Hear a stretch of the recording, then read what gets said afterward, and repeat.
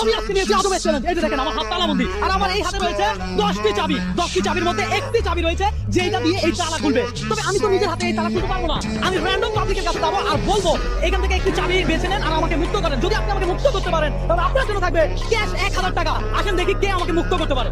ভাই আমাকে কি মুক্ত করতে পারবে?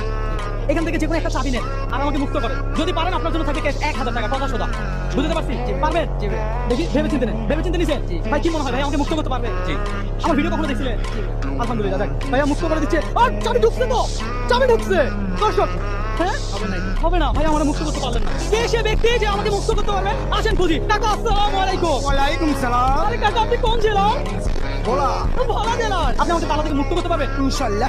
ইনশাআল্লাহ। যদি আপনি মুক্ত করতে পারেন তাহলে আপনার জন্য থাকবে ক্যাশ 1000 টাকা। টাকা ভেবে চিন্তে নিছেন? যদি এইটা চাবি যদি এইটা হয় তাহলে ঠিকই খুলবে। খোলা যাবে, আর যদি না হয় তাহলে খোলা যাবে না। তাহলে খোলা যাবে না। খোলেন দেখি। দর্শক চাবি ঢুকতেছে, চাবি ঢুকছে, চাবি